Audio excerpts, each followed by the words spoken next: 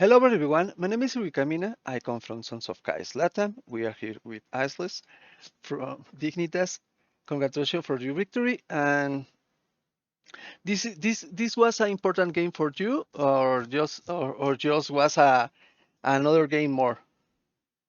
I think that with the we have a kind of a hard week coming up next week, and just the Super Week. We have some of the highest standing teams to play against. So this week was really important for us. Getting a win is like just really important in the race for playoffs because obviously this week has been, or like this season so far has been really competitive. So you know there could be a situation where some of the, even like C9 for example, same record as us right now before the tail game. Whoever wins that game will be, or like whoever loses that game will be same record as us. So we'll have so many ties, in the standings. So Yeah. all these games become really important, and the race for playoffs, and try to avoid playing tiebreakers. So really nice to get a win today. Okay. And also, what what was your opinion about these 2 weeks of rest? For the affect the way do you have in your game? I think that um, the sort of 2 week break can, give your team an opportunity to refine certain skills as well as refine like your own draft ideas. And sometimes I think on stage especially, it seems like different teams value different champions and different sort of identities. And that's sort of what I think other teams were able to get more out of the break than we were. Like I think on stage, I don't think our team was really happy with either of the two drafts that we had over the 2 days. Like we weren't really stoked about what we made. And, it's definitely not to blame draft for our gameplay in either of the games, but I think that we just weren't really comfortable on stage with how everything went. And the 2 week break, I think, in hindsight, kind of hindered our team.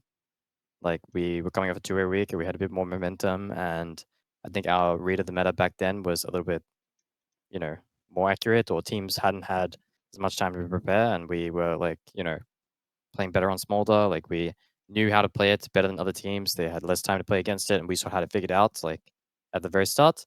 But as time has gone on, it seems like other teams have also come up with some good ideas. So it'd be interesting going to next week where there's no break and there's a new patch again, if we can adapt like we were able to previously. Yeah, and also they have 3 games this week, Mhm. so it will be hard, and 3 games they have to win. So new patch, new pressure, and do you take it to a challenge, or just one more moment for play 3 more games? Well, I haven't really looked at the new patch notes yet. Usually we get sent the patch notes a little bit early, but obviously over the next 3 4 days, I'm going to be trying to find out what's good on the new patch, and like our team's gonna try and get back into that discovery sort of process. But I think now almost more than any other week is like this is the most critical time. You have to play well this week. Everything is riding on this for playoffs. And I'm gonna be spending pretty much all my time focusing on league this week, and my teammates will be doing the same. So hopefully we can have a good showing next weekend. As a support, what was the most challenge part in this season so far? I think that the support role just outside of the game, as well as like the in-game communication sort of part of the team, is just challenging because it's sort of my role to have the team glued together. It's my job to be doing a lot of the talking, and I think that just me as a person, as a player, I have a good like out of game sort of eye. Sometimes in game I fail to spot things, but out of game usually I'm very quick to understand optimal plays and stuff like that. So I think that just on my team, the role that I play oftentimes is trying to shore up other people's gameplay. But if I was to be critical of myself, I would say on stage it doesn't feel like I'm performing the same way I perform in scrims. And um, honestly, stage has been the most, uh, I suppose, the biggest struggle for me. I think that if teams could see us scrim, or people could see us scrim compared to how we play on stage, like I feel like in scrims, I'm so comfortable. I play so well on so many different champs, but when it comes to stage, I feel so much more nervous, and I feel like my communication isn't as fluent as it could be, especially like compared to scrims. So I guess going back to the 2 week break thing as well, like having that time not on stage feels a bit unfamiliar to me, especially with the new setup and whatnot. But I'm hoping that I can continue to support literally and figuratively my team. So Okay, and also I asked us from some community in Latin America what they want to ask to you, and they say me it's really hard to support the early and mid game of a smolder. I think that Smolda like can sometimes be like really strong. Like, sometimes you get your item and you get your stacks early enough to the point where it feels really easy. Like on mid lane, he feels very self sufficient and you can just take over the map on sides. But in the games we played today and yesterday, especially today, where they had Lucian Nami, it felt like I needed to be on every mid wave. I never was really freed up. And honestly, the enemy team had a lot of like perk tools and it felt really hard in early mid game. Obviously, the laning phase can often be difficult, especially against champs like Volibear, like we played against today.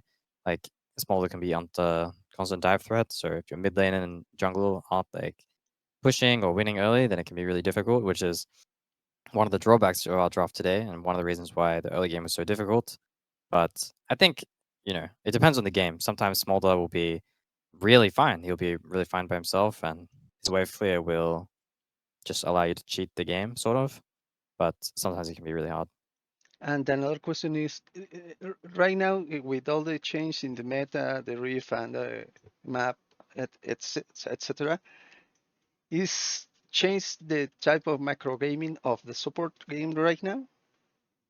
I think it sort of just depends on the champions. The meta, like at the very start, was like very blue side oriented, and people that have like winning blue side bot lane can very easily invade red side, and people sort of have come to know that banning champs like Varus and banning champs like Kalista is like it's just very well known in the world right now for those reasons that if you have these really oppressive lane matchups, it can be really hard, especially on red side, to play against.